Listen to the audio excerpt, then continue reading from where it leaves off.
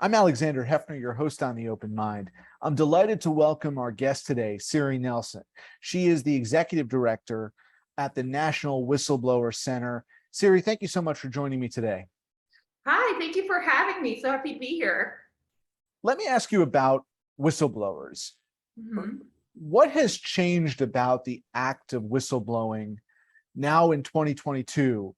Is it really the same that it's always been that we think of whistleblowers, or should we think about them differently? Oh, wow, that's a fantastic question. Well, whistleblowers have always been the people who have the courage to speak up for what's right. That hasn't changed throughout time. How we refer to them, though, has changed. And I'm really proud to say that National Whistleblower Center has always had a big role to play in that. So whistleblowers in the past have been perceived in a very negative light, words like snitch, rat, tattletale. This is something that we fought against on a cultural level. And we've been able to elevate whistleblowers to where they belong, which is as, heroes, courageous, people who are really saving the days, first responders. So it's a great change to see happening. And I know your work is to elevate their importance to civil society and democratic rule. But Mhm. is it fair to say that over these last decades, the whistleblower has become more tainted or stigmatized? Well, I mean, it really depends on which context you're talking about. So I think whistleblowers are definitely always tainted when they are going against those who are in power. And so, depending on how their disclosures can be used by the prevailing parties, you're going to see attitudes about whistleblowers change. So, when we saw the Ukraine whistleblower come out with concerns about what was going on in the current administration at the time, there was a lot of disparaging comments about whistleblowers. But when whistleblowers were coming forward about issues that had to do with, for example, corporate malfeasance in the Enron situation, they were more celebrated. Sharon Watkins was, in fact, named Time Person of the Year around the same time that she was revealed to be the whistleblower in the Enron scandal. So really depends on who's in charge and what the whistleblower is blowing the whistle on. That's useful context. I also think that they can be stigmatized by their failure to speak up soon enough. It's a double-edged sword. You make such a good point. I mean, people are stigmatized when they don't speak up soon enough. They're stigmatized when they speak up too early. People who blow the whistle too early are often called, or in the view of the public as too early, are often called anxious. They're called conspiracy theorists. A lot of times it's difficult for them to find an attorney because attorneys don't quite understand the issues that they're revealing. We can look at, for example, the recent Uber Files leak, where the whistleblower really did come forward with issues that I think if we were in a totally different time wouldn't have been as well understood. So yeah, we definitely. When you think of the history, though, I mean, I think that there is certainly an art to it and there's a substance to it in the sense of demonstrable evidence of wrongdoing or malfeasance at a level to impact a scale of society. And of course, the classic example to me has always been the insider. And the whistleblower who came forward against the tobacco industry. And to your mind, is that, for those listening who want to understand the derivation of whistleblowing from a contemporary perspective, is that the example that you would highlight most favorably representing kind of the whistleblower whose impact is on a whole strata of society? Well, we really look at whistleblowers like Bradley Birkenfield, I think, is a great example of a whistleblower that has made major waves on a whole strata of society. So he was the whistleblower who worked in Swiss banking. And this goes to the question of, when do you report? What kind of evidence do you provide? So he's been widely criticized and in fact faced criminal penalties for things that he was involved in that he actually blew the whistle on. And a lot of people would believe that he blew the whistle too late. But the amount of information he was able to obtain because he stuck in the system and actually witnessed the violations that he then reported enabled him to provide a great amount of information to regulators and to law enforcement in order to stop the pervasive use of hidden beneficiaries in Swiss banking. And so this actually completely changed the Swiss banking system. It's really influenced the way global banking works. It influences the way the IRS has policed the ways in which criminals use foreign banks in order to conceal their proceeds of their crimes and engage in money laundering. So people like Bradley Birkenfeld, who don't yet have movies about them, I think are really good examples. But another great example, for example, are the Theranos and WeWork whistleblowers. So they are the classic workers who were involved in an ambitious project and started to see things going wrong and spoke up. There's a handful of whistleblowers that were involved in these cases, and their stories are well documented on numerous documentaries. And I think their stories are important for people to watch to understand contemporary whistleblowing in terms of the types of evidence that can be used, because we're talking about emails, text messages, voice messages, videos, different things that weren't available in the past.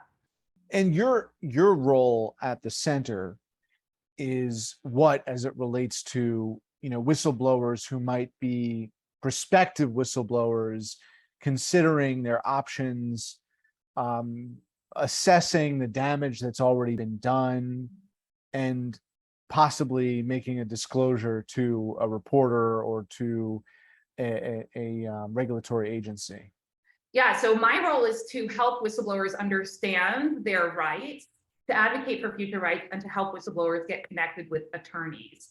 So anytime somebody reaches out to NWC with information about something they think might be going wrong at their workplace, or if they're an analyst who have observed certain misinformation going on the internet, or certain things going on in the market that are concerning, I always refer them to our intake form. So our intake form will lead them to our referral system where they can get an attorney from the outside.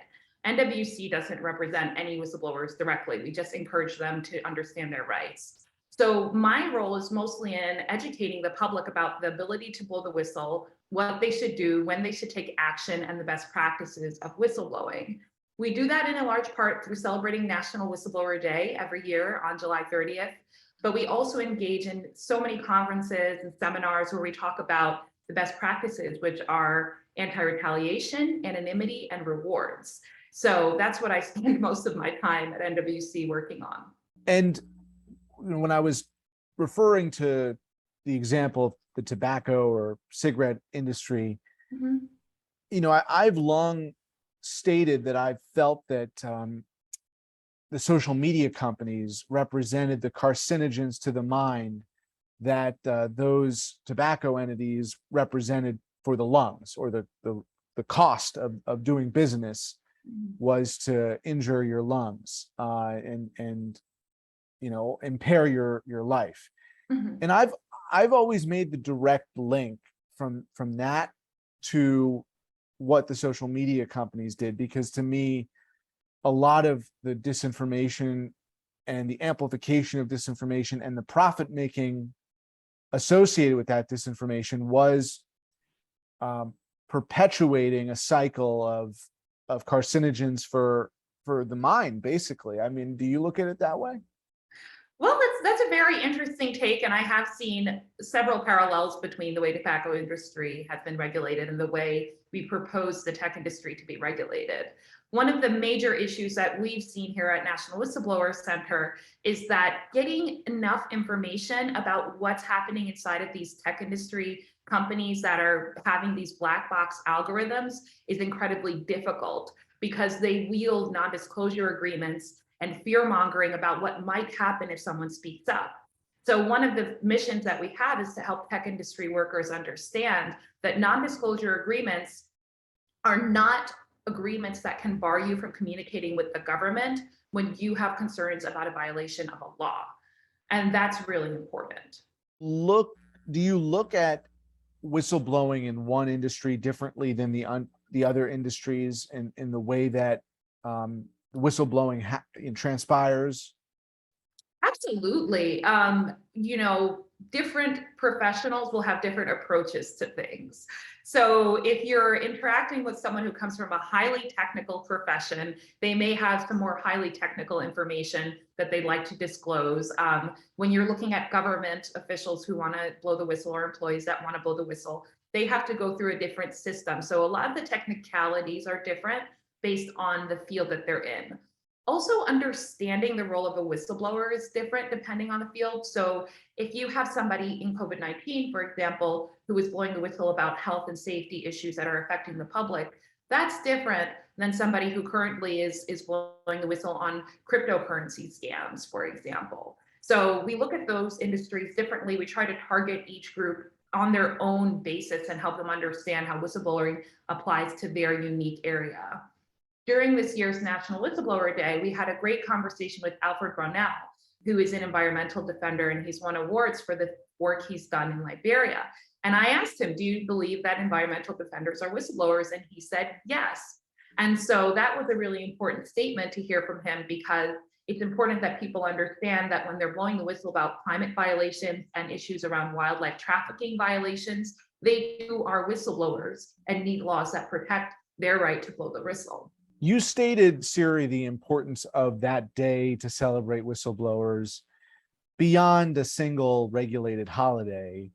There are clearly laws that you would suggest, or best practices of the government to, and the corporate world too, to invite the kind of scrutiny that whistleblowers provide. And my question to you is, what are the frameworks of that not in place in American society or globally now that you would like to see implemented? Yeah, oh, that's a great question. Thank you. Absolutely. So I mentioned the best practices of anonymity, anti-retaliation, and rewards. And we see that we have these laws in existence in the United States that were created by the Dodd-Frank Act, which was actually a response to corporate issues and corporate malfeasance that was going on in the early, beginning of the 21st century, where we saw our recession, the collapse in 2008. And Congress wanted to make sure that public and private industries knew that they had to report to investors accurately, and they couldn't just say anything to try and get people's money.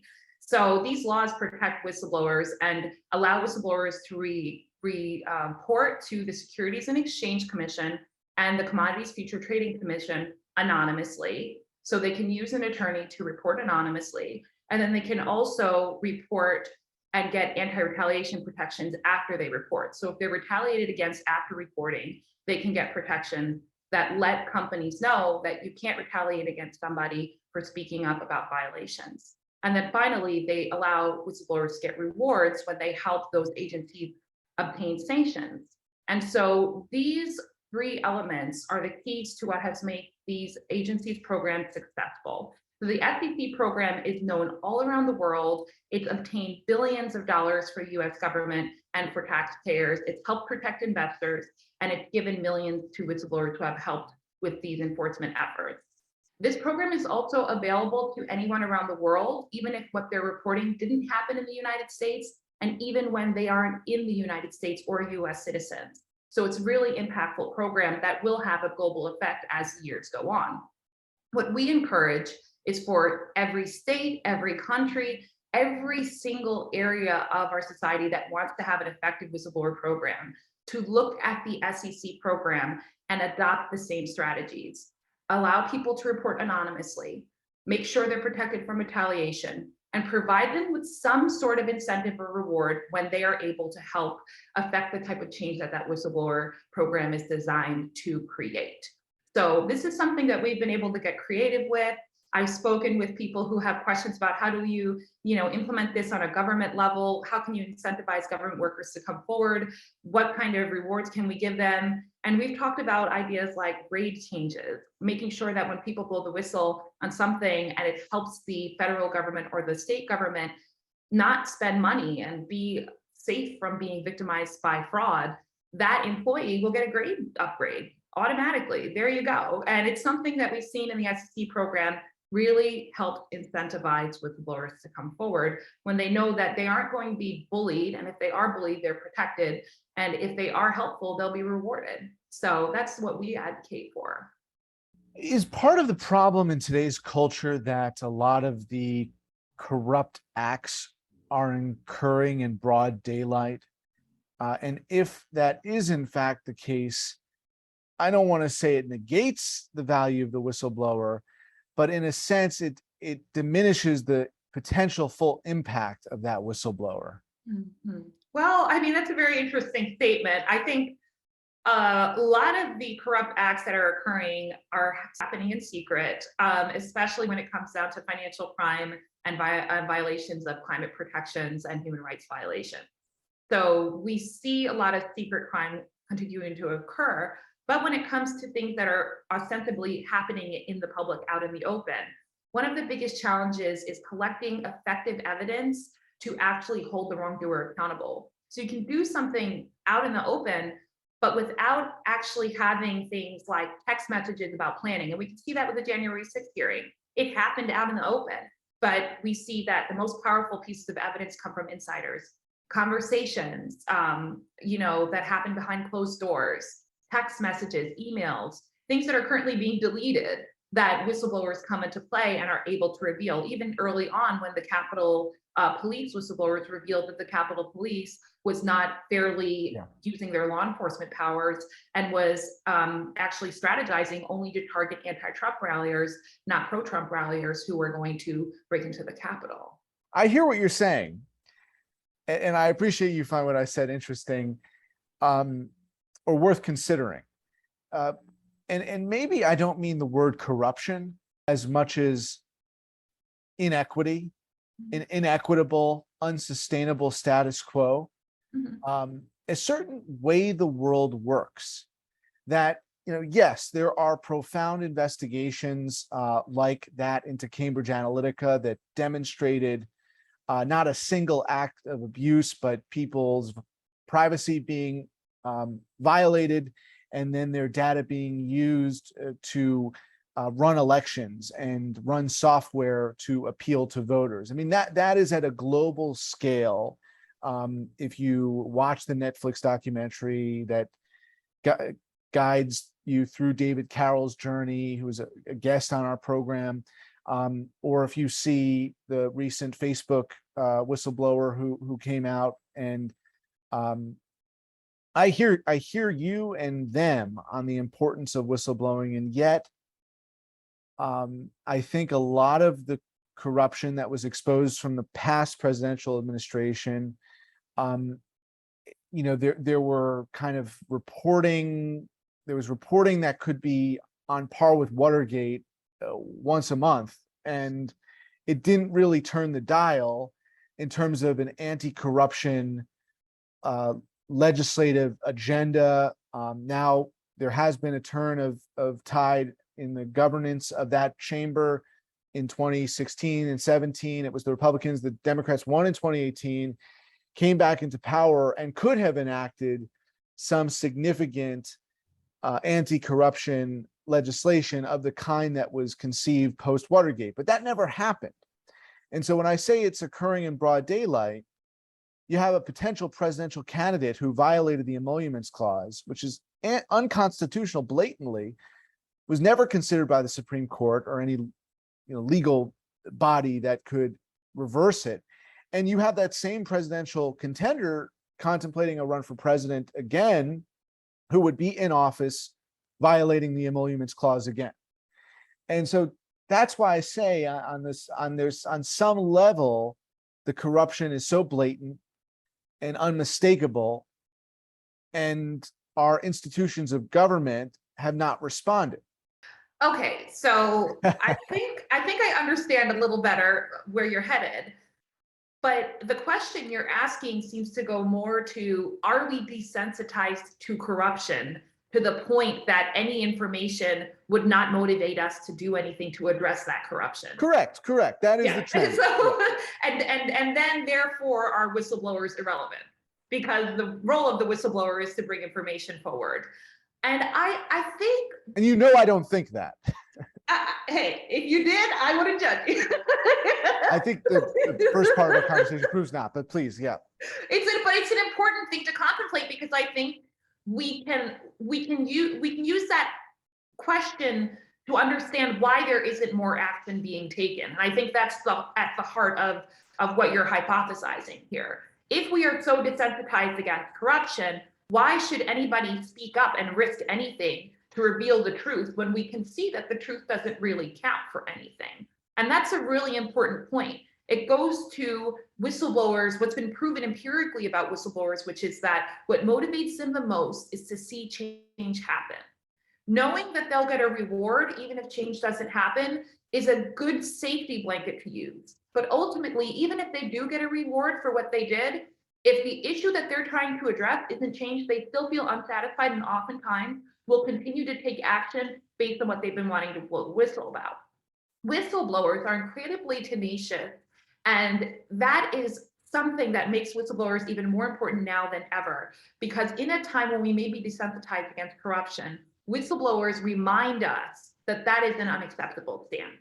They fight literally through their lives to prove and show that what they're raising concerns about do matter, that the values that we stand for in society, like transparency, fairness, accountability, making sure everyone's playing by the same rules, protecting our environment, stopping violence, all of these things are the things that whistleblowers stand for, and they will do it no matter how desensitized the rest of society is.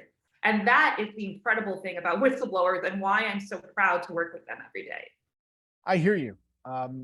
You were hearing me correctly in my hypothesis, and yet I agree with your declaration just now, and still hold on to that hypothesis and that very deep abiding feeling of structural inequities desensitizing people, but maybe even those government, whether it's certain branches of government or institutions that are incapable of emphasizing the need for anti-corruption measures. But I also was referring to it in the economy. So you had the example of the emoluments clause during the Trump administration, but I've also thought about this a lot in terms of an unequal, inequitable economy where it's not surprising that Uber is ripping off its drivers, that it's, constructing an algorithm to rip off more and more, or that it's not surprising that Uber would seek advantage in the regulatory schemes in other countries and in the United States to get permission to operate. That's not surprising. And what is most problematic and also unsurprising is that we have centralized wealth in this country, and I have called it, after reviewing a book by a USA Today reporter who wrote a book of this name, cannibal capitalism. I mean, that is not surprising that it's a rat race and we eat our own, so to speak. That is just not surprising. Well, just because it's not surprising doesn't mean it's not illegal. And so going to the Uber Files whistleblower, I'm not his attorney. I don't have any clients. I'm an executive director, but I am going to say this about his case. He has so much evidence about a wealth of violations that if US regulators were interested and had the political will to take enforcement actions against Uber, there would be grounds for it, as well as foreign officials having grounds for taking action against Uber. Understood. I suppose my point, maybe more directly articulated, was just that the economy is in separate from those violations, those precise violations. The economy is one that incentivizes companies to eat each other, basically, until there are companies that are too big to fail. And we know that how they avoided scrutiny during the 2007 Great Recession. So I guess my point is, doesn't it all come back to antitrust? Because this is the climate where you incentivize growth at the elimination of at the exclusion of economic mobility, at the exclusion of diverse enterprise, and as a result of the refusal to prosecute antitrust violations over the last half century, we are where we are, cannibal capitalism. I agree very much with the reality that antitrust issues impact our democracy and our ability to control corruption, and not seeing those antitrust protections being advanced and improved as we're dealing with contemporary economies that are increasingly globalized. It shows there's a lack of political will. And I think that has to do with corporate lobbying and the money in DC that is controlling and influencing the decision makers who are responsible for regulating industry. And whistleblowers are the ones who are relentlessly pushing regulators to do something because they're coming forward with so many tips, and agencies are receiving those tips and failing to take action. And there's going to be a tipping point, just like there was in 2008, where there's a major issue and the regulator will fail to take action on it. And because of the media storm that comes out of that failure, there will be change. We haven't gotten to that point yet, which is quite unfortunate. But one thing that I would advise is that senators continue to consider whistleblower protections in any law that's designed to control the most important aspects of our lives, and that includes our economy. There are currently antitrust bills before Congress, and they need to include whistleblower protections that are on par with the best practices that we see in the Securities and Exchange Commission program. This is just the fact. Siri Nelson, Executive Director of the National Whistleblower Center, I thank you for a vigorous and spirited conversation today. Thank you so much. Thank you. Please visit the Open Mind website at 13.org/openmind to view this program online or to access over 1,500 other interviews. And do check us out on Twitter and Facebook at Open Mind TV for updates on future programming.